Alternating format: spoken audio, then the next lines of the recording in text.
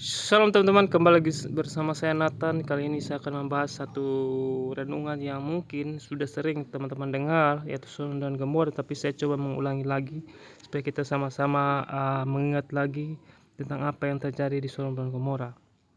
Mari kita bahas teman-teman. Nah, asal-usul Sodom dan Gomora. Sodom dan Gomora adalah daerah kekuasaan orang Kanaan. Kejadian 10 ayat 19 berkata, daerah orang Kanaan adalah dari Sidon ke arah Gera sampai ke Gaza, ke arah Sodom, Gomora, Atma, dan Seboim sampai ke Lasa. Kanaan adalah anak Ham, cucu dari Nuh. Kejadian 9 ayat 18 berkata, anak-anak Nuh yang keluar dari Batrah ialah Sem, Ham, dan Yafet. Ham adalah bapa Kanaan. Dan Ham ini adalah anak bungsunya Nuh. Begitu. Jadi Yafet adalah abangnya, Sem adalah anak kedua. Seperti itu. Nah, jadi Kanaan adalah anaknya Ham dan cucunya Nuh. Jadi teman-teman sudah paham ya. Teman-teman tinggal cari saja di Alkitab ada. Hanya saya tidak bahas terlalu banyak tentang asal usulnya, hanya cukup bikinkan sudah cukup jelas ya teman-teman. Nah, letak Sodom dan Gomora. Kejadian 13 ayat 12 berkata, Abraham menetap di tanah Kanaan, tetapi Lot menetap di kota lembah Yordan dan berkemah di dekat Sodom. Jadi Abraham memilih tempat tanah Kanaan. Jadi wilayah kekuasaan orang Kanaan itu tidak hanya orang tanah Kanaan. Nah, tanah Kanaan itu mereka menamakan tanah Kanaan. Dulu Kanaan tinggal di sana. Tapi selama mereka tinggal di sana, mereka juga menguasai kota-kota lain, yaitu Sodom, Gomora, dan lain-lain yang tadi yang sudah disebutkan tadi. Jadi Abraham menetap di tanah Kanaan, tetapi Lot memilih wilayah kekuasaan Kanaan yang lain, yaitu di daerah Sodom dan Gomora, sekitar situlah. Jadi mereka menetap di sana, di kota-kota di sana, baik mereka pindah-pindah di daerah Sodom maupun di Gomora, terserah mereka. Mereka kan tinggal di sana, mereka kan berkembang di sana, begitu mencari nafkah. Jadi mereka tidak hanya tinggal, mereka itu tidak tinggal hanya di Sodom teman-teman, tapi di daerah sekitar di lembah Yordan, Sodom Gomora, di daerah di sekitar situ. Mereka berpindah-pindah, nah gitu. Namanya mereka baru datang, pastikan mereka mencari tempat untuk mereka untuk menetap di sana. Nah, Kejadian 13 ayat 13. Adapun seorang Sodom sangat jahat dan berdosa terhadap Tuhan. Nah, disinilah letak kenapa saya harus bahas, karena Alkitab berkata bahwa adapun orang Sodom sangat jahat dan berdosa terhadap Tuhan. Jadi sangat jahat itu mungkin ya dosa yang mungkin sangat tidak bisa apalagi tertahankan lagi begitu. Kejadian 13 ayat 11, sebab itu Lot memilih baginya seluruh lembah Yordan itu, lalu ia berangkat ke sebelah timur dan mereka berpisah. Jadi Abraham dan Lot berpisah karena mereka punya kekayaan sangat banyak masing-masing ya. Jadi tidak mungkin mereka jalan bersama-sama karena sangat banyak mereka bawa itu ternak kemana-mana, sangat banyak dan sangat susah mereka berjalan. Jadi mereka harus berpisah, memilih tempat yang mereka sukai. Jadi Lot pilih ke lembah Yordan, yaitu dekat Sodom, dari sekitar situlah. Nah, mengapa Sodom dan Gomora dibenci atau tidak disukai Tuhan? Karena dosa yang sangat berat. Kejadian 18 ayat 20 berkata, sesudah itu berfirmanlah Tuhan, sesungguhnya banyak keluh kesah orang tentang Sodom dan Gomora, dan sesungguhnya sangat berat dosanya. Maka saya ambil tema ini teman-teman, karena memang saya merasa bahwa benar-benar dosa ini sangat berat yang dilakukan oleh Sodom dan Gomora. Jadi teman-teman mungkin sudah tahu ya, dosa Sodom dan Gomora yaitu tentang penyimpangan seksual yang sangat berat, dan dosa-dosa lain lagi yang berkaitan itu, kekerasan juga ada di sana. Jadi saya bahas ini teman-teman bukan karena saya hebat, saya juga sama teman-teman, kita semua sama-sama belajar untuk kita benar-benar hidup benar buat Tuhan, kita hidup sungguh-sungguh buat Tuhan, hidup kudus buat Tuhan. Nah, dengan kita belajar ini, kita semakin kita banyak belajar firman Tuhan, semakin kita lebih berjaga-jaga untuk menjaga hidup kita teman-teman. Jadi jangan berpikir teman-teman ketika saya merenungan ini saya sudah menjadi orang hebat teman. No teman-teman, tidak teman-teman, tapi kita sama-sama belajar untuk kita mengenal firman Tuhan, supaya kita benar-benar berhati-hati tidak mengikuti jejak Sodom dan Gomora seperti itu, sehingga Tuhan memusnahkan kota Sodom dan Gomora. Ayo teman-teman, kita lanjut lagi. Apa dosa Sodom dan Gomora yang mencolok? Dosa perjabulan hingga penyimpangan seksual yang tak wajar. Sampai di PB dibicarakan terus-menerus. Tadi kan saya sudah baca tadi bahwa sangat berat dosanya, tapi di Di perjanjian baru juga dibahas lagi. Yudas 1 ayat 7 berkata, sama seperti Sodom dan Gomora dan kota-kota sekitarnya yang dengan cara yang sama melakukan percabulan ya teman-teman garis bawahi, dan mengejar kepuasan-kepuasan yang tak wajar. Garis bawahi mengejar kepuasan-kepuasan yang tak wajar. Telah menanggung siksaan api kekal sebagai peringatan kepada semua orang. Mereka menanggung siksaan api kekal. Api kekal yang tadi dari surga itu turun, dari langit turun itu menghantam, itu api kekal sehingga membakar mereka habis semua. Daerah Sodom dan Gomora dan lembah Yordan dan lain itu dibakar habis oleh api dari Tuhan dari langit. Seperti itu. Jadi di PB juga terus dibicarakan bahwa Yudas atau murid Tuhan Yesus yang bukan Yudas Iskariot ya, Yudas yang lain yang murid Tuhan Yesus, bahwa terus membahas tentang Sodom dan Gomora karena memang dosa ini sangat berat, teman-teman. Jadi selalu di PB perjanjian lama perjanjian baru terus dibahas oleh nabi-nabi, oleh rasul-rasul di perjanjian baru. Seperti itu. Jadi kita harus bahas juga di zaman sekarang, kita terus bahas begitu. Supaya kita bisa mengingat kesalahan mereka. Itu. Lokasi penghukuman Tuhan atas Sodom dan Gomora. Nah, lokasinya Kejadian 19, 24, 25, 27, 29, teman-teman baca, saya baca lagi di sini ya. Kemudian Tuhan menurunkan hujan belerang dan api atas Sodom dan Gomora berasal dari Tuhan dari langit. Api itu dari langit dari Tuhan ya. Dan ditunggang balikannya lah kota-kota itu, kota-kota Sodom dan Gomora, dan lembah Yordan dan semua penduduk kota-kota serta tumbuh-tumbuhan. Jadi dan lembah Yordan juga. Jadi lembah Yordan itu tidak hanya ada Sodom dan Gomora, tapi ada kota-kota lain di situ. Ketika Abraham pagi-pagi pergi ke tempat ia berdiri di hadapan Tuhan itu, ia memandang ke arah Sodom dan Gomora serta seluruh tanah lembah Yordan. Jadi Tuhan memandang ke arah Sodom. Abraham pagi-pagi pergi ke tempat ia berdiri di hadapan Tuhan itu dan memandang ke arah Sodom dan Gomora serta ke seluruh tanah lembah Yordan. Maka dilihatnya lah asap dari bumi membumbung ke atas sebagai asap dari dapur pelaburan. Jadi seperti asap dapur pelaburan, Abraham melihat bahwa di seluruh tanah lembah Yordan itu ada asap. Nah, demikianlah pada waktu Allah memusnahkan kota-kota di lembah Yordan dan mengembalikan kota-kota kediaman Lot. Kota-kota kediaman Lot. Jadi tidak hanya satu kota yang Lot diami, tapi ada kota-kota lain. Jadi banyak rumah mungkin di sana yang Lot punya, karena dia punya kekayaan yang banyak. Jadi dia perlu menguasai kota-kota di sana, seperti itu. Maka Allah ingat kepada Abraham, dikeluarnyalah Lot dari tengah-tengah tempat yang mengembalikan. Jadi Tuhan ingat Abraham, makanya dia selamatkan Lot yang adalah ponakannya, begitu. Dia selamatkan. Tuhan selamatkan, Tuhan keluarkan. Tidak hanya Sodom dan Gomora yang hancur, tapi seluruh kota-kota di lembah Yordan. Jadi dosa Sodom dan Gomora itu teman-teman mempengaruhi kota-kota lain sekitar. Jadi dosanya sangat berat itu sehingga mempengaruhi, jadi merusak juga kota-kota orang-orang di sekitar Sodom dan Gomora. Jadi istilahnya begini teman-teman, di mana kita berdiri kalau lingkungannya seperti itu pasti akan mempengaruhi kita. Kalau kita tinggal di lingkungan yang berbicara hal-hal yang positif pasti kita positif, tapi kalau di lingkungan yang selalu membicarakan nama orang atau membicarakan hal-hal yang negatif pasti kan akan terpengaruh, lama kelamaan akan terpengaruh begitu.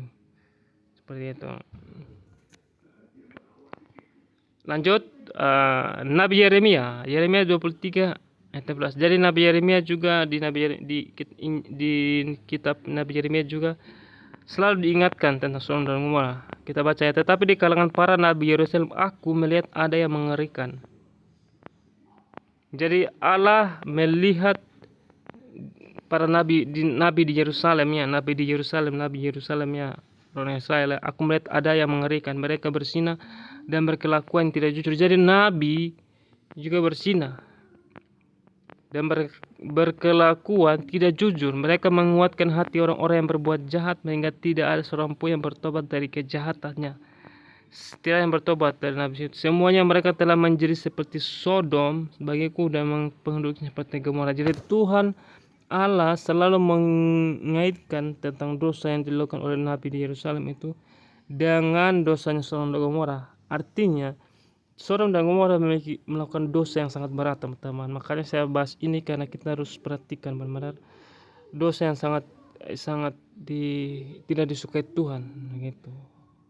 Yang teraku tapi aku tema ini ya. Jadi sesuai dengan ayat Alkitab bahwa dosa ini sangat berat yang dilakukan oleh Sodom dan Gomora, orang Sodom dan Gomora. Jadi menurut saya dosa mereka itu seperti gimana ya, sudah mendarah daging teman-teman. Jadi tidak bisa mereka lawan lagi. Mereka sudah menjadi budaya, dosa itu sudah menjadi makanan sehari-hari. Jadi mereka sudah istilahnya tidak peka lagi akan mau bertobat, mau berubah, tidak lagi. Jadi seperti sudah tenggelam, sudah kecanduan, seperti orang kalau mengkonsumsi narkoba itu dia akan ketagihan terus, jadi tidak bisa terlepas, susah. Seperti orang juga kalau ketagihan makan yang manis-manis, akan makan manis-manis nanti obesitas, seperti itu. Jadi ya teman-teman pahamlah seperti itu. Jadi sudah sangat kental dosa mereka, sudah seperti mendarah daging begitu. Jadi sangat ngeri teman-teman. Nabi Yeremia lagi di Yesaya 3 ayat 9 berkata, air muka mereka menyatakan kejahatan mereka dan seperti orang Sodom. Mereka dengan terang-terangan menyebut-nyebut dosanya, tidak lagi disembunyikannya. Celakalah orang-orang itu sebab mereka mendatangkan malapetaka kepada dirinya sendiri. Jadi mereka seperti orang Sodom dan Gomora itu, mereka sudah lumrah berbicara tentang hal-hal yang najis seperti itu. Jadi mereka bicara dosa mereka itu seperti bicara normal, bahas hal-hal yang senonoh tak senonoh seperti itu, hal yang biasa begitu. Jadi teman-teman kalau duduk di tempat teman-teman, komunitas teman-teman atau persahabatan teman membahas hal-hal yang najis atau hal yang tidak, yang kotor, teman-teman, teman-teman tinggalkan teman-teman. Jangan berteman dengan orang-orang seperti itu. Boleh kita ya bergaul saja biasa, tapi jangan kalau mereka sudah membahas hal-hal seperti itu, lebih baik teman-teman tinggalkan atau keluar dari perbincangan itu. Biar walaupun mereka bilang sok suci, keluar teman-teman. Ini terbaik, itu keputusan yang terbaik buat teman-teman. Bukan karena teman-teman merasa lebih baik, tapi teman-teman mau menjaga diri teman-teman untuk kemuliaan Tuhan begitu. Dulu saya belum bertobat sungguh-sungguh dengan Tuhan, saya seperti mereka ini. Maksudnya orang-orang yang menceritakan berbicara hal-hal yang najis itu saya. Tapi dalam hati walaupun orang teman-teman saya bicara seperti itu, saya tidak ikut berbicara hal itu. Saya tidak kayak apa ya, kalau bicara tentang hal-hal yang pornografik seperti teman-teman, menurut saya seperti di dalam hati saya itu saya seperti tidak pantas untuk bicara itu. Saya menyadari itu teman-teman, tapi saya tidak mampu untuk menguasainya begitu. Jadi jika teman-temannya saudara ada yang bicara hal-hal yang najis itu seperti hal yang biasa, ada yang salah di hatinya teman-teman. Mungkin dia sudah tidak peka lagi akan Tuhan, atau dia sudah tidak lagi mengasihi Tuhan atau bagaimana ya, sehingga dia menganggap lumrah saja itu dosa bicara hal-hal seperti itu. Jadi ya hati-hati teman-teman, jauhi persahabatan yang bicara hal-hal seperti itu. Lebih baik menghindar daripada kita mencemplungkan diri di situ. Jadi jangan coba-coba, kalau kita sudah tahu itu saja jangan coba-coba seperti itu. Lanjut teman-teman. Tadi dia bilang apa? Celakalah orang-orang itu sebab mereka mendatangkan malapetaka kepada dirinya sendiri. Gitu, anggap saja kita mendatangkan malapetaka kepada dirinya sendiri. Sodom dan Gomora dalam PB. Nah, Sodom dan Gomora dalam perjanjian baru juga dibahas tadi di Yudas sudah.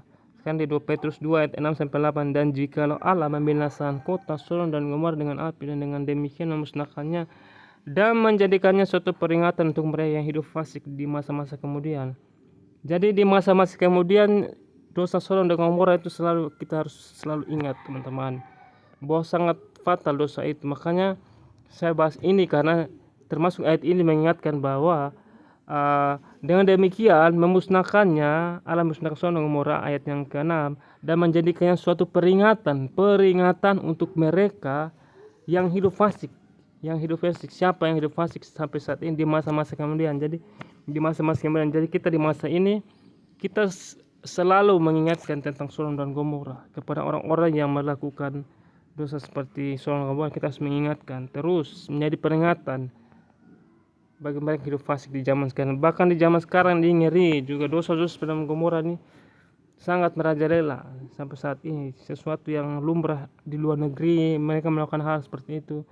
Di luar negeri orang bilang bebas, di Jepang bebas, di luar negeri Amerika bebas. Itu tidak menjadi hal yang ditentang. Makan LGBT dilegalkan di sana, bahkan gereja Tuhan yang bilang gereja Tuhan atau gereja setan lah mereka yang melegalkan LGBT, pernikahan sesama jenis, homoseksual. dilegalkan, atau secara wanita dan wanita dilegalkan begitu, mereka mengadopsi anak. Kacau teman-teman, itu sudah melanggar kekudusan Tuhan. Karena manusia diciptakan pria dan wanita, bukan pria dan pria dan wanita. Tidak, salah. Itu salah teman-teman. Jadi sungguh-sungguh memberi perhatian pada hal seperti ini. Bukan karena apa ya, kita sebagai orang Kristen kita sama-sama kita harus memberi perhatian. Kita harus belajar dewasa teman-teman, sama-sama kita saling mengingatkan. Saya perlu diingatkan teman-teman, kalau saya salah teman-teman ingatkan saya. Jadi kita sama-sama saling menguatkan, saling menasihat sama lain. Karena kita orang-orang yang mengasihi Yesus, kita harus benar-benar berjuang hidup kudus seperti itu. Bahkan pendeta sekalipun, orang-orang yang mengasihi itu, orang-orang yang beragama pun melakukan dosa yang seperti ini teman-teman, bahkan mencabuli anak-anak kecil. Banyak sekali berita seperti itu. Jadi ya inilah ngeri ya Tuhan, dosa seperti ini.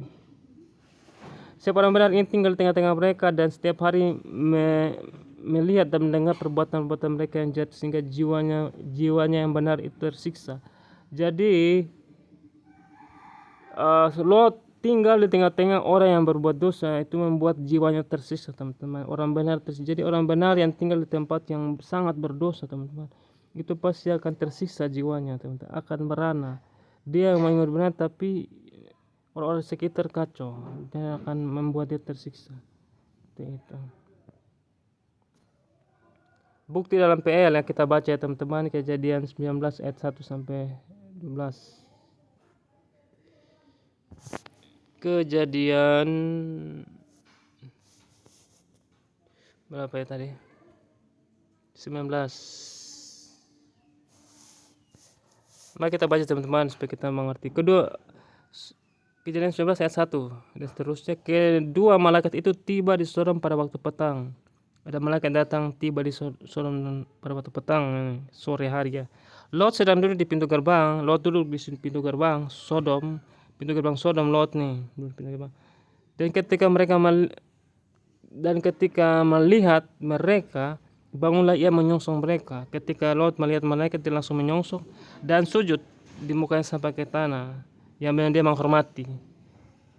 Serta berkata, Tuhan, silakanlah singgah ke rumah hamba-Mu ini, bermalamlah di sini dan basuhlah kakimu, maka besok pagi Tuhan boleh melanjutkan perjalanannya.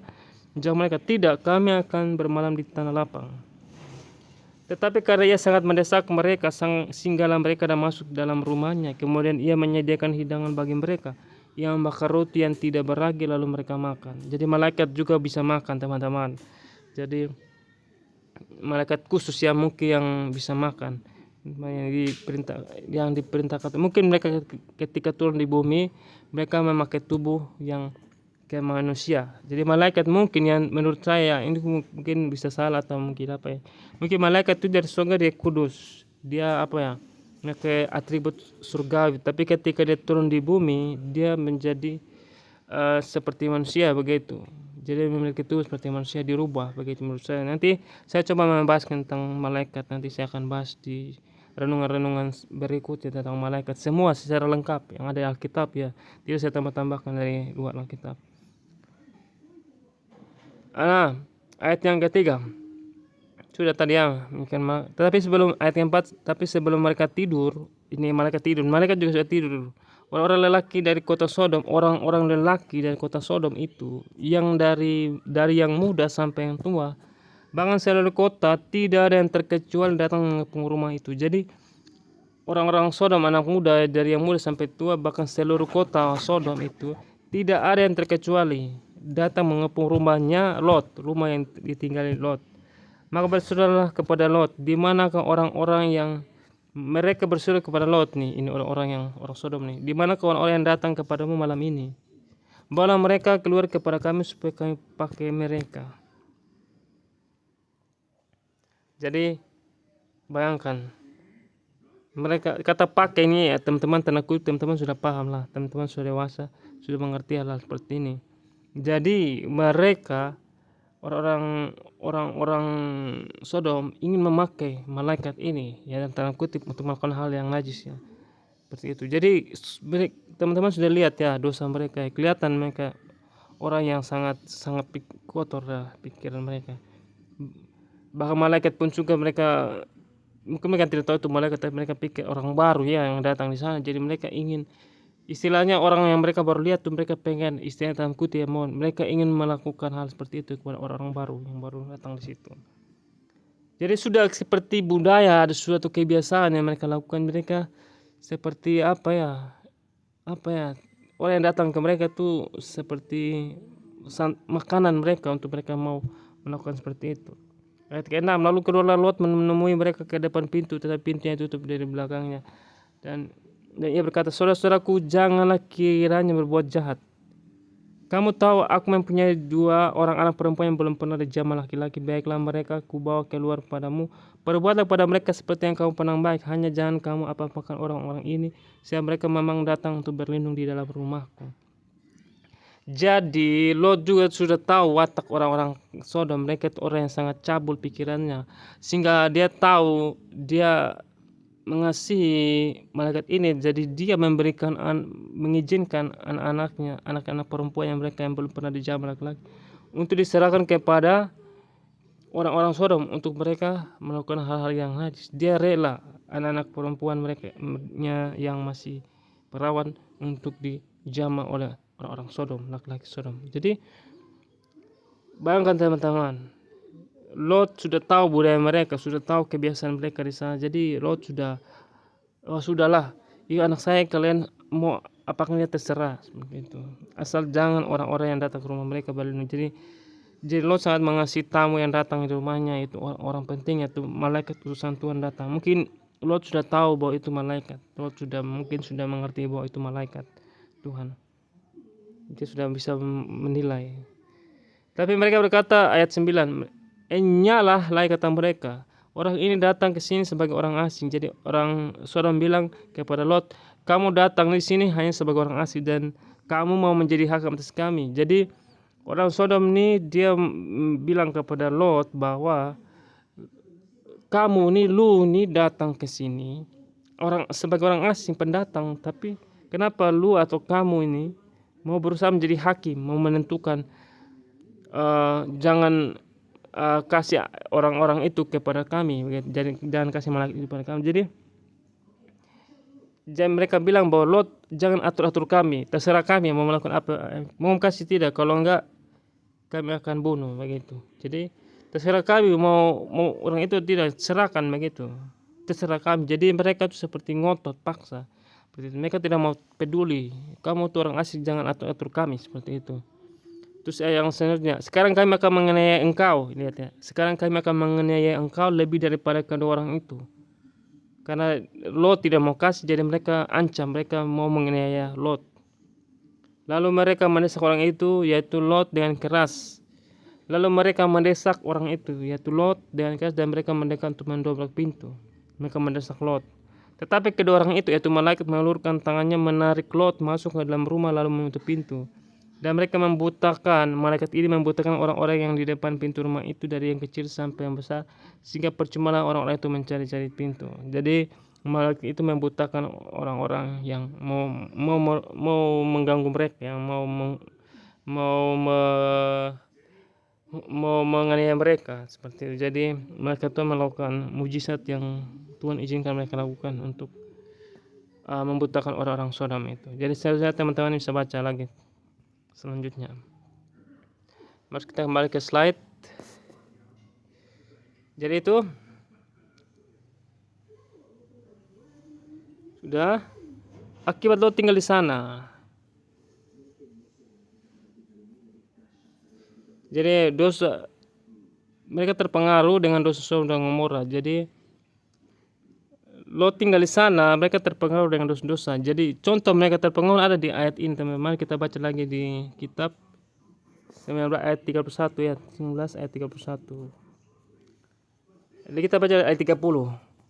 Pergilah Lot dari Zoar, dan ia menetap bersama-sama dengan kedua anaknya perempuan di pegunungan, sebab ia tidak berani tinggal di Zoar. Jadi Lot ini dia sudah keluar dari Sodom dan Gomora, dia lari kan, malaikat itu suruh. Teman-teman baca di ayat-ayat sebelumnya bahwa malaikatnya perintahkan untuk Lot keluar dari kota Sodom dan Gomora. Mereka keluar, tapi mereka memilih menetap di Zoar, seperti itu.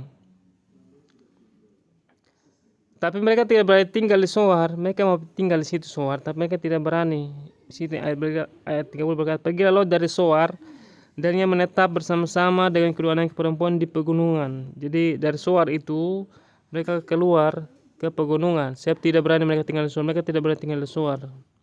Maka diamlah ia dalam suatu gua beserta kedua anaknya. Jadi mereka tinggal di pegunungan.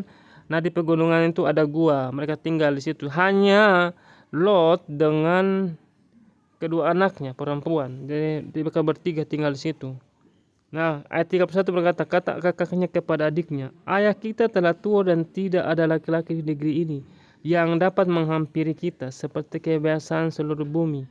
Malah kita beri ayah kita minum anggur, lalu kita tidur dengan dia supaya kita menjamu keturunan dari ayah kita. Pada malam itu mereka memberi ayah mereka minum anggur, lalu masuklah yang lebih tua dan untuk tidur dengan ayah, dan ayahnya tidak mengetahui ketika anaknya tidur dan ketika ia bangun. Jadi tadi saya bilang apa?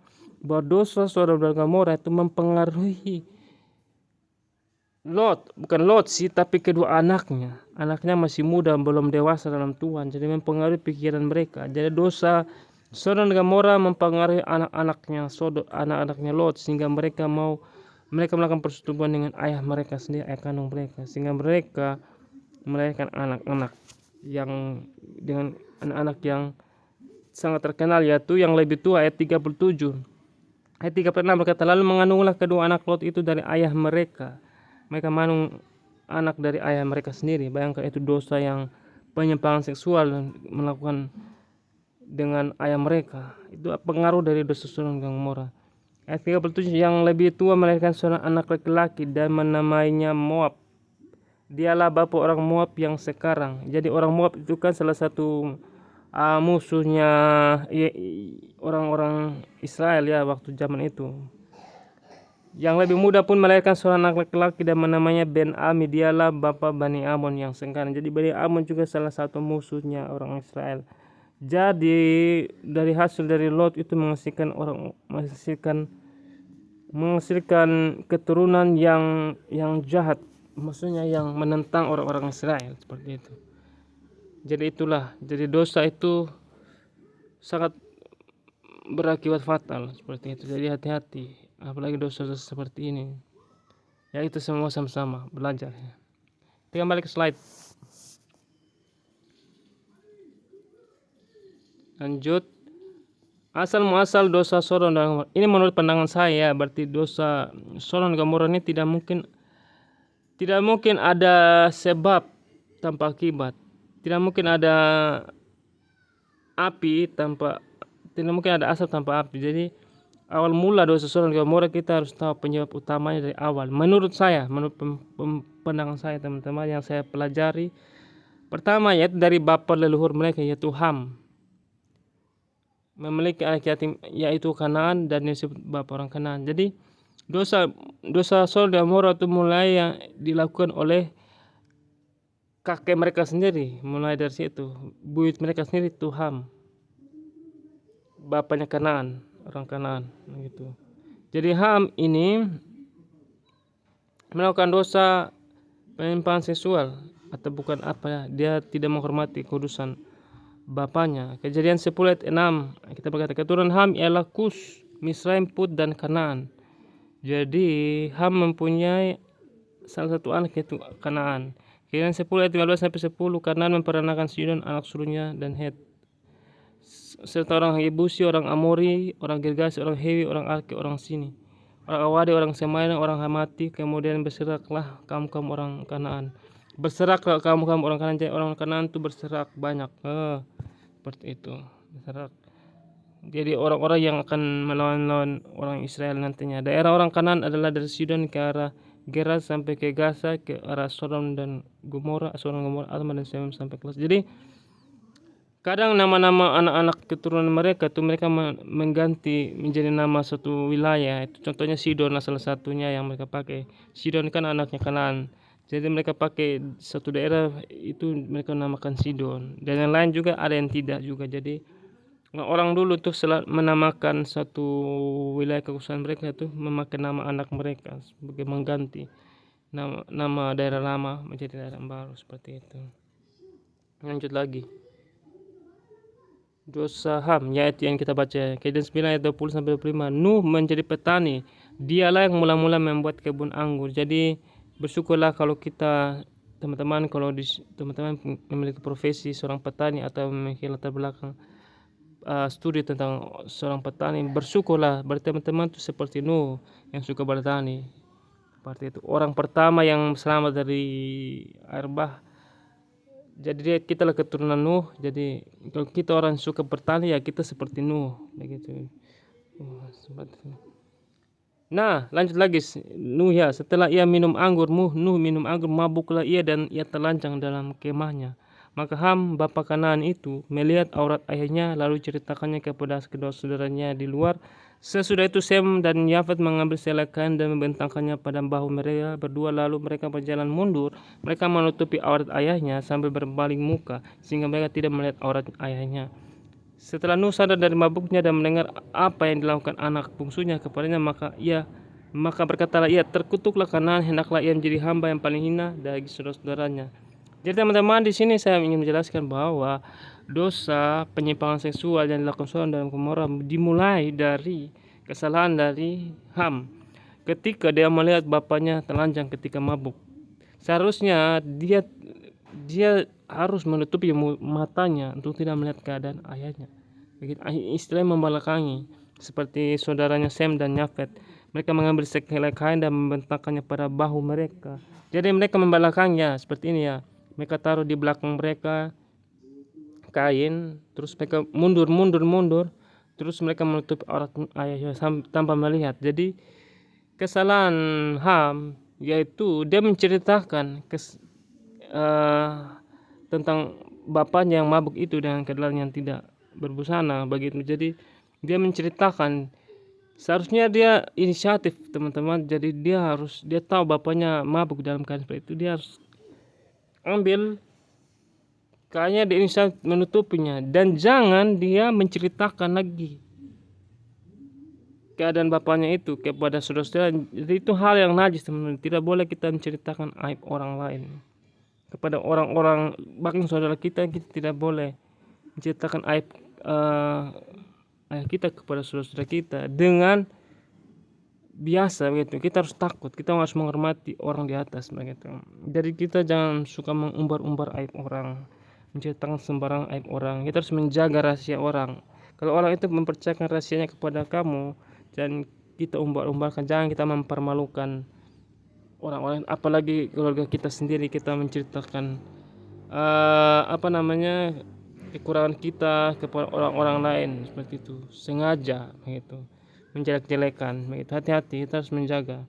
Sampai-sampai begitu Nuh memberikan kutuk kepada keadaan, hendaklah menjadi hamba, sehingga dosa kutuk itu menjalar kepada anak-anaknya Kanaan seperti itu, sampai Sodom dan Gomora melakukan hal yang najis.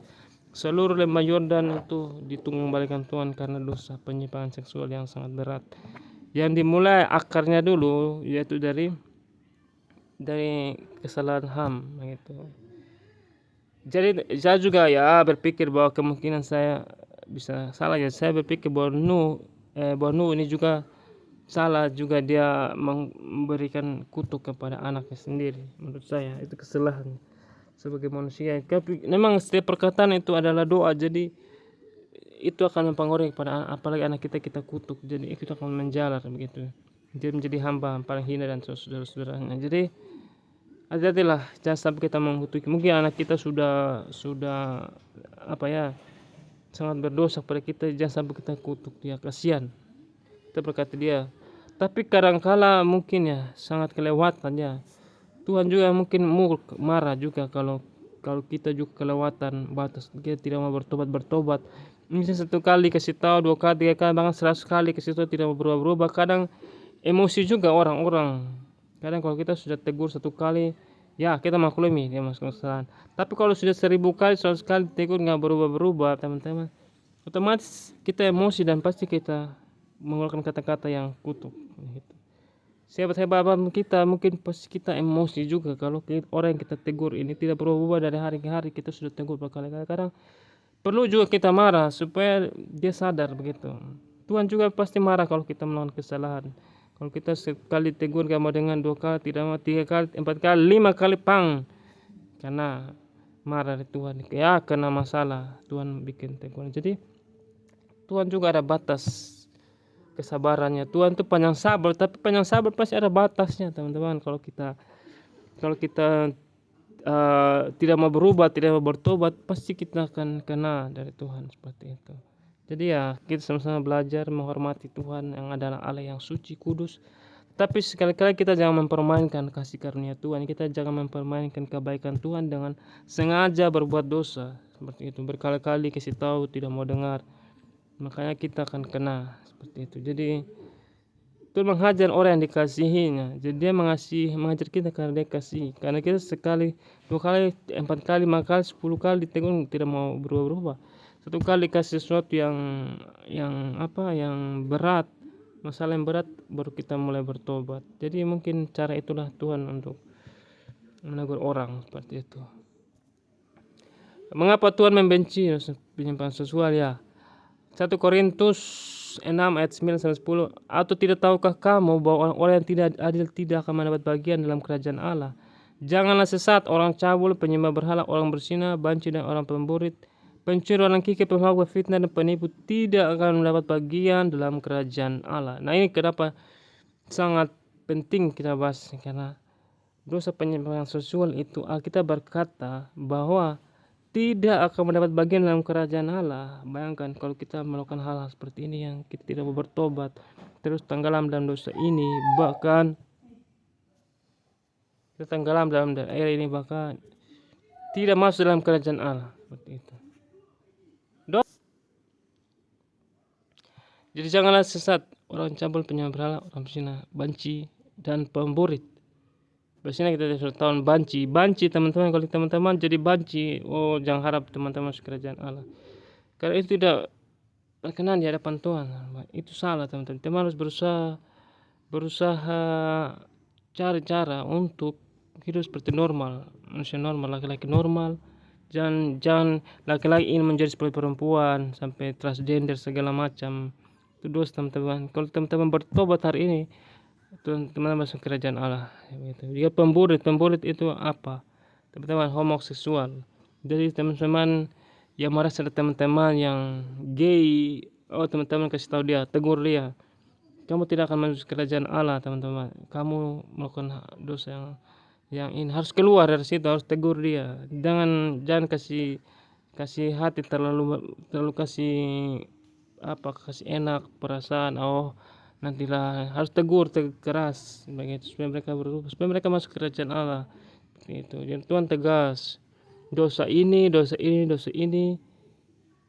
tidak masuk kerajaan Allah. Memang anugerah Tuhan akan menyelamatkan orang kalau dia mau bertobat, berusaha sungguh-sungguh untuk hidup benar, pasti ada kemurahan Tuhan. Tapi kalau dia tidak mau usaha, tidak mau berjuang, tidak mau sungguh-sungguh untuk mau berubah, atau sengaja, ini ya dia tidak akan masuk kerajaan Allah. Kita harus berjuang, berusaha begitu. Kita juga yang tahu kesalahan orang kita tegur. Saya juga kalau saya salah tegur, teman-teman. Kita saling menegur supaya kita semua selamatkan. Seperti itu. Efesus 5 ayat 3 sampai 5. Tetapi perjamuan dan rupa-rupa kecemaran atau keserakahan disebut saja pun jangan di antara kamu. Tadi saya sudah berkata bahwa hal-hal tentang percabulan atau hal-hal yang najis, kotor, yang berupa pornografi tidak boleh kita berucap sembarangan. Kita tidak boleh berkata-kata dengan teman-teman, bersinda gurau dengan berkata-kata hal-hal yang cabul kepada teman. Itu tidak boleh kita ucapkan. Kita sebagai orang kudus, orang-orang yang mengasihi Tuhan, tidak boleh kita bicara hal itu sembarangan. Kecuali teman-teman orang kesehatan atau dokter atau apalah yang berbicara tentang hal tentang kesehatan, fungsi vital segala macam, itu boleh dalam ranah kesehatan, untuk kesehatan. Tapi kalau bicara sembarangan atau seperti lumrah untuk hal-hal pikiran negatif, teman-teman, jangan sampai kita bicara sembarangan. Kita sebagai orang percaya tidak boleh, teman-teman. Harus tegas, tidak boleh. Tidak boleh. Demikian juga perkataan yang kotor, yang kosong atau yang sembrono, karena hal itu tidak pantas, tapi sebaliknya ucapkanlah syukur. Lebih baik ucapkan syukur daripada bicara hal seperti itu. Kita harus hidup benar, teman-teman. Jangan ikuti dunia, jangan, teman-teman. Kita harus berubah, harus lebih baik, teman-teman. Jangan mau ditipu setan, anggap apalah hal yang biasa. Tidak boleh, teman-teman. Kita harus tegas, harus serius, harus kita tahu ada Tuhan di hati kita harus berusaha hidup benar seperti itu. Ayat yang kelima, karena ingatlah ini baik-baik, tidak ada orang sundal, orang cemar, atau orang serakah, artinya penyembah berhala yang mendapat bagian dalam kerajaan Kristus dan Allah. Jadi orang-orang cemar atau orang-orang sundal tidak masuk kerajaan Allah. Jadi teman-teman, makanya saya bilang kita perlu bahas hal-hal seperti ini, terus kita ingatkan sama-sama untuk kita benar menjaga hidup kita. 1 Salih 4:3 berkata, karena inilah kehendak Allah pengudusanmu, yaitu supaya kamu menjauhi percabulan. Karena inilah kehendak Allah. Kehendak Allah berarti perintah Allah. Pengudusan kita, yaitu supaya kamu menjauhi percabulan. Jadi percabulan itu dijauhi, teman-teman. Seperti itu. Kita harus lari dari situ. Jadi itu teman-teman, kita harus menjauhi, teman-teman. Seperti contohnya Yusuf dan istrinya Potifar itu waktu di perjanjian lama, di Kejadian, ketika istri Potifar menggoda Yusuf, teman-teman, Yusuf menjauhi, teman-teman. Digoda untuk ingin tidur dengan Yusuf, tapi Yusuf menjauhi, lari. Jadi kita harus lari, teman-teman. Kita tidak boleh tinggal. Kalau kita tahu ini membuat kita jatuh dalam dosa, kita harus menjauhi, teman-teman, lari. Gitu. Jangan sengaja kita masuk di situ, harus berusaha keluar dari area situ. Karena inilah kehendak Allah, yaitu pengudusanmu, supaya kamu menjauhi percabulan dan lain-lain. Begitu. 1 Korintus 6:13 berkata, makanan adalah untuk perut dan perut untuk makanan, tetapi kedua-duanya akan dibinasakan Allah. Jadi makanan untuk perut, perut untuk makanan. Artinya makanan, soal makan makanan itu hal yang biasa di dunia ini, teman-teman. Jadi jangan kita memberhalakan suatu makanan maksudnya. Tapi tubuh bukanlah untuk percabulan, melainkan untuk Tuhan, dan Tuhan untuk tubuh. Jadi tubuh kita ini, teman-teman, jangan kita serahkan untuk hal-hal yang cabul, teman-teman. Melainkan untuk Tuhan, Tuhan untuk tubuh. Jadi kita persembahkan tubuh. Roma 12 ayat 1 atau 2 begitu.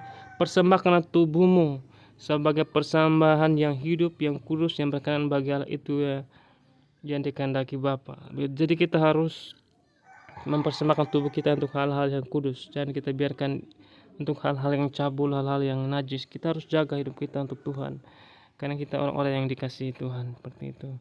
1 Korintus 6:15, tidak tahukah kamu bahwa tubuhmu adalah anggota Kristus?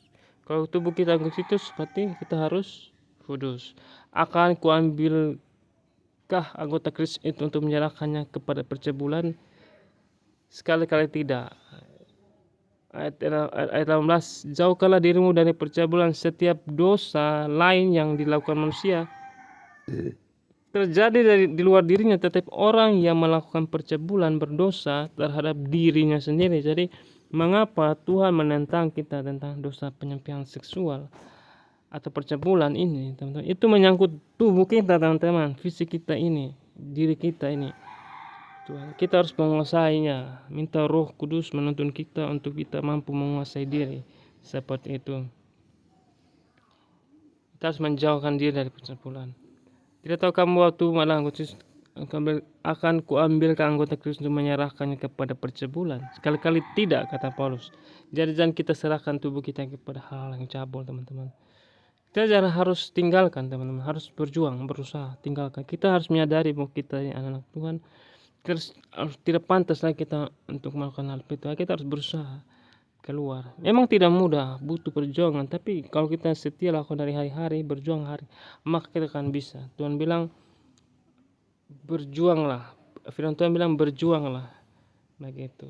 Berusaha. Tidak ada orang yang santai-santai masuk surga, tidak ada orang yang pangku kaki mau masuk surga. Harus berusaha hidup kudus, harus berjuang, teman-teman. Tidak ada yang orang santai-santai malas baca kita, malas berdoa yang mau masuk surga. Segampang itu. Darah Yesus tercurah di kayu salib itu mahal, teman-teman. Kalau teman-teman anggap sepele mengikuti Tuhan Yesus, menganggap biasa, menganggap merenungkan firman Tuhan hal yang biasa, menganggap hidup seenaknya saja, semaunya saya, teman-teman hati-hati teman-teman. Jangan mempermainkan darah Yesus yang tercurah di kayu salib untuk dosa. Maka kita akan dihukum Tuhan nanti kalau kita menganggap sepele pengorbanan Tuhan Yesus di kayu salib. Kita harus sungguh-sungguh teman-teman, supaya kita hidup kita berkenan bagi Tuhan. Dosa percabulan sangat ditentang di bahkan di kitab Wahyu tentang kitab terakhir atau surat terakhir itu juga ditentang. Wahyu 19 ayat 2, sebab benar dan adil segala penghakimannya, karena ialah yang telah menghakimi pelacur besar itu yang merusakkan bumi dengan percabulannya, dan ialah yang telah membalaskan darah hamba-hambanya atas pelacur itu. Babel bisa dilambangkan sistem duniawi. Jadi teman-teman, dunia ini teman-teman sudah tersistem dengan hal-hal yang najis teman-teman.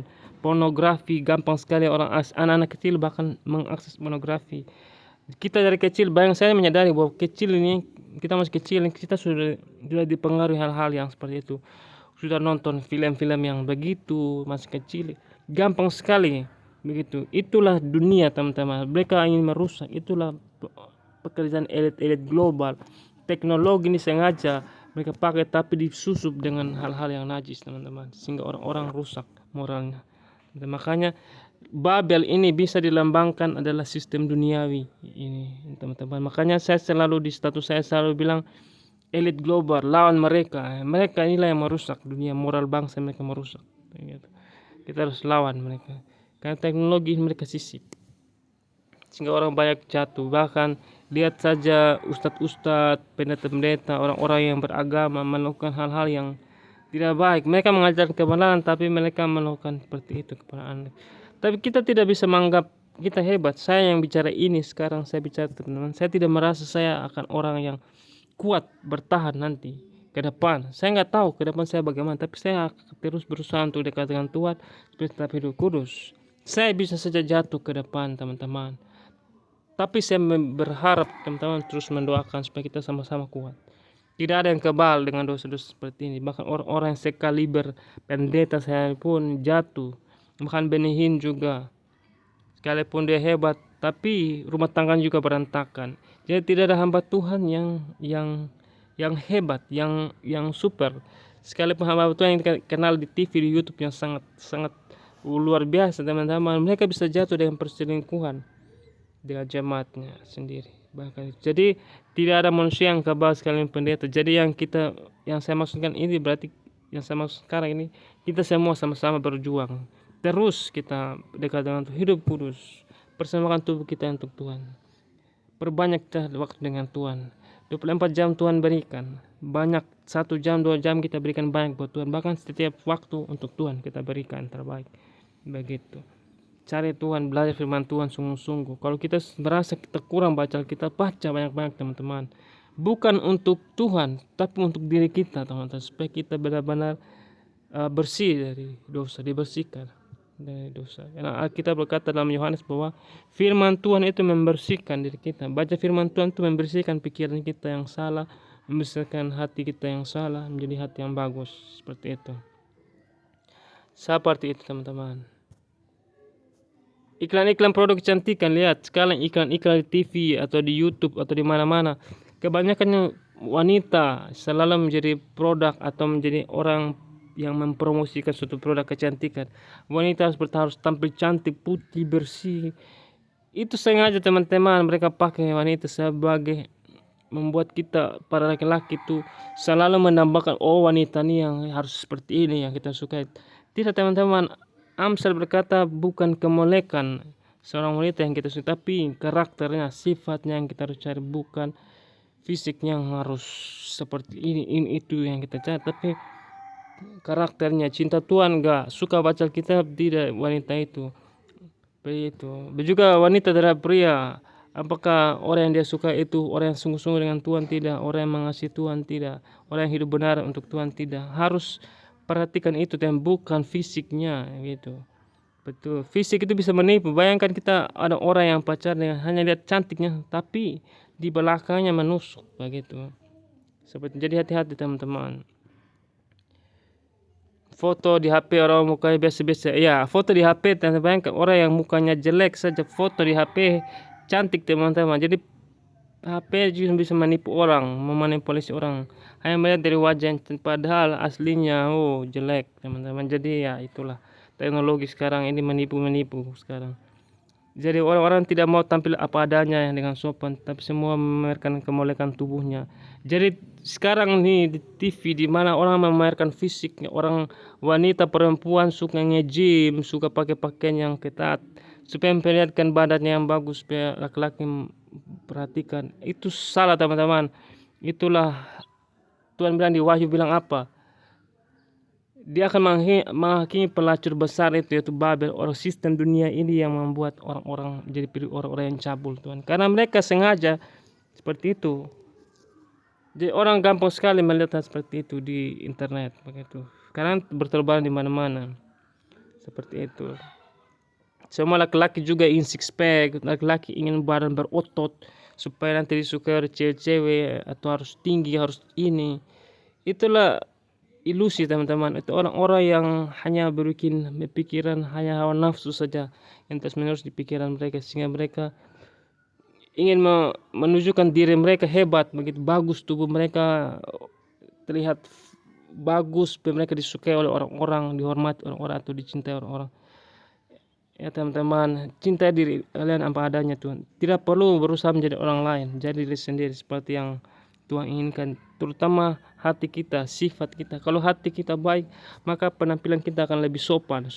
Kita harus menjaga, menghormati. Jangan ikut-ikutan dunia, harus seks, harus ini free seks bebas, harus ini, itu adalah hal yang biasa. Atau pakai pakaian yang ini hal yang lumrah supaya dilukai orang. Teman-teman harus tegas dengan diri teman-teman. Bukan untuk teman-teman saja, tapi untuk menghormati Tuhan yang ada dalam hati teman. Roh Kudus ada dalam hati teman-teman. Kalau teman-teman merasa Roh Kudus ada dalam hati teman-teman, teman-teman harus berusaha hidup kudus, menghormati Roh Kudus yang ada di dalam hati teman-teman. Jangan sengaja teman-teman sudah tahu Roh Kudus ada dalam hati teman-teman, tapi teman-teman sengaja untuk melakukan dosa. Nah itu hal yang aneh begitu teman-teman. Teman malu nggak gitu? Teman-teman berkata bahwa saya ada Roh Kudus, tapi saya sengaja melakukan dosa. Saya berlaku itu saya malu teman-teman. Saya kalau melakukan dosa, kalau saya tahu saya malu teman-teman. Begitu. Jadi saya merasa Tuhan masih banyak yang harus perbaiki. Begitu. Jadi ayo teman-teman kita hidup untuk Tuhan, untuk kemuliaan Tuhan seperti itu. 1 Timotius 2 ayat 9 sampai 14 berkata, demikian juga hendaknya perempuan hendaklah ia berdandan dengan pantas, dengan sopan dan sederhana. Rambutnya jangan berkepang-kepang, jangan memakai emas atau mutiara ataupun pakaian yang mahal-mahal. Lihat teman-teman, inilah pakaian yang harus sebagai wanita pakai, yaitu berdandan dengan pantas, wajar, sopan, sederhana saja, biasa-biasa saja. Rambutnya jangan kepang-kepang, jangan memakai emas atau mutiara atau pakaian yang mahal, biasa-biasa. Justru orang yang sederhana itu yang justru lebih bagus kita melihat gitu. Tapi hendaklah berdandan dengan perbuatan baik seperti yang layak bagi perempuan yang beribadah. Seharusnya lah perempuan berdiam diri dan menerima ajaran dengan patuh. Aku tidak mengizinkan perempuan mengajar, juga tidak mengizinkan memerintah laki-laki, hendaklah ia berdiam diri. Karena Adam yang pertama dijadikannya, kemudian barulah Hawa. Lagi pula bukan Adam yang tergoda, melainkan perempuan itulah yang tergoda dan jatuh ke dalam dosa. Jadi itulah teman-teman, kita harus sebagai wanita harus jaga hidup kita, harus sopan, berpakaian yang pantas supaya kita tidak memancing dosa begitu. Perhatikan Hawa yang tergoda begitu sehingga mempengaruhi Adam. Jadi wanita memang hati-hati. Kalian harus menjaga penampilan agar tidak mengganggu pikiran orang-orang lain, apalagi laki-laki seperti itu. 1 Petrus 3 ayat 1 sampai 5. Demikian juga kamu, hai istri-istri, tunduklah kepada suamimu, supaya jika ada di antara mereka yang tidak taat kepada firman, mereka juga tanpa perkataan dimenangkan oleh kelakuan istrinya. Istri ini sangat penting. Kalau istri yang sopan kudus akan bangga seorang laki-laki. Jika mereka melihat bagaimana murni salehnya hidup istri mereka, jika mereka melihat bagaimana murni dan salehnya hidup istri mereka. Jadi sebagai wanita, istri harus hidup saleh, hidup suci, hidup kudus teman-teman. Jangan anggap sepele. Ini hal yang penting sebagai orang Kristen, ini yang harus kita lakukan. Perhiasanmu janganlah secara lahiriah. Perhiasanmu janganlah secara lahiriah. Jangan pakai emas-emas. Jangan mengepang-ngepang rambut memakai perhiasan emas atau dengan mengenakan pakaian yang indah-indah. Tapi perhiasanmu ialah manusia batiniah yang tersembunyi dengan perhiasan yang tidak binasa yang berasal dari roh yang lemah lembut dan terang dan yang sangat berharga di mata. Catat ini teman-teman sebagai wanita. Perhiasanmu ialah manusia batiniah yang tersembunyi dengan perhiasan yang tidak binasa, perhiasan yang berasal dari roh yang lemah lembut dan tentram yang sangat berharga di mata Allah. Sebab demikianlah caranya perempuan-perempuan kudus dahulu berdandan, yaitu perempuan-perempuan yang menaruh pengharapannya kepada Allah, mereka tunduk kepada suaminya. Jadi kita jadi sebagai wanita harus menaruh pengharapan kepada Allah supaya kita memandang Allah, kita hidup suci. Begitu kita harus menjaga tubuh kita. Sudahlah, dunia mau begitu, jangan kita tahu kebenaran, kita lakukan begitu. Jangan ikuti dunia begitu. Seperti itu.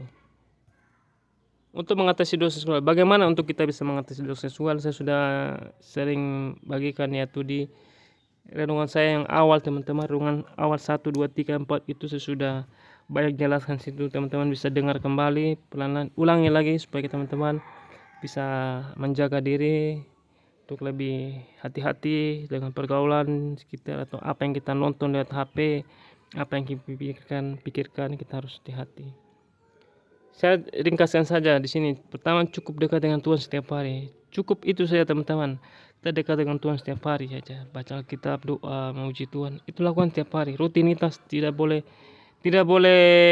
kosong. Setiap hari harus memuji Tuhan, setiap hari harus berdoa, setiap hari harus baca Alkitab. Itu harus kita lakukan setiap hari supaya kita bisa mengatasi dosa seksual. Terus kedua, lari jika ada godaan. Jadi harus lari. Kalau kita mulai tergoda, lari. Jangan biarkan kita ikuti godaan itu. Terus dengar renungan yang sudah saya bagikan itu, dengar teman-teman. Atau teman-teman cari renungan lain yang tentang hal-hal seperti ini, teman-teman bisa dengar dari pendapat hamba Tuhan lain. Seperti itu. Kesimpulannya, dosa ini harus kita lawan setiap hari. Harus setiap hari teman-teman. Setiap hari ini kita harus lawan. Bukan seminggu sekali teman-teman, setiap hari. Kalau teman-teman misalnya hari ini ada sesuatu yang misalnya kita nonton hal-hal yang najis ya, kotor ya, tidak sengaja maupun sengaja, harus lawan. Doa lagi, malam doa lagi, lawan dalam nama Yesus. Besok saya tidak melakukan dalam nama Yesus, harus doa terus berperang sampai benar-benar teman-teman bisa menguasai dosa seksual. Harus bisa teman-teman, bisa. Tidak ada yang mustahil bagi orang yang mengasihi Tuhan, pasti bisa asal kita mau berusaha. Itulah tantangan kita di dunia ini, berusaha untuk hidup bagi Tuhan, berusaha. Yang penting kalau kita sudah usaha berjuang setiap hari, maka Tuhan akan menolong kita. Jadi intinya Tuhan tuh melihat kita punya hati, niat kita untuk usaha teman-teman. Nanti Tuhan akan menolong. Tidak ada yang instan. Tapi kalau sudah usaha tidak mau peduli dengan aturan tuannya, silakan teman-teman. Itu pilihan teman-teman masing-masing. Tapi kita orang Kristen harus menyadari kita Kristen, orang yang mengasihi Yesus. Otomatis kalau kita tahu Yesus sudah mengorbankan darahnya di kayu salib bagi kita untuk dosa, kita harus sadar diri, tahu diri bahwa Tuhan sudah melakukan pengorbanan saja. Kita harus hidup bagi Tuhan, hidup benar bagi Tuhan. Itu saja korelasinya. Tuhan sudah menebus kita di kayu salib, sudah menyelamatkan kita masuk surga. Jangan lagi kita menduakan Tuhan lagi dan melakukan dosa seenak-enaknya kita. Seperti itu, kita tidak mau peduli lagi dengan Tuhan, kita tidak mau sungguh-sungguh dengan Tuhan. Ya, kita akan tanggung sendiri pilihan kita masing-masing di akhir zaman nanti. Seperti itu. Nah, sekian dari saya teman-teman. Mungkin ada kekurangan atau sesuatu yang perlu teman-teman koreksi, silakan teman-teman komentar, ataupun teman-teman mau tambahkan silakan. Kita saling terbuka, saling memberikan masukan supaya kita sama-sama belajar. Bukan saya yang hebat, Tuhan yang hebat. Saya cuma manusia biasa, tapi Tuhan yang mampukan saya, yang mampukan teman-teman. Suatu saat mungkin bisa melakukan kesalahan, tapi saya tidak berharap seperti itu. Saya percaya kalau kita sungguh-sungguh dengan Tuhan, kita bisa setia sampai akhir. Seperti itu. Terima kasih teman-teman. Semoga teman-teman tidak bosan dengan suara saya atau perenungan saya. Ke depan saya akan membahas mungkin tentang tentang malaikat tadi saya sudah bilang, atau mungkin tentang hal-hal lain, mungkin teman-teman tunggu saja. Mungkin sudah seminggu ini saya tidak upload, mungkin bukan karena apa, tapi saya masih banyak merenungi apa yang harus saya sampaikan, masih banyak yang saya mikirkan. Jadi saya juga sibuk, ada sedikit pelayanan sibuk, jadi ya mohon maaf kalau saya tidak rutin dengan konsisten membagikan renungan.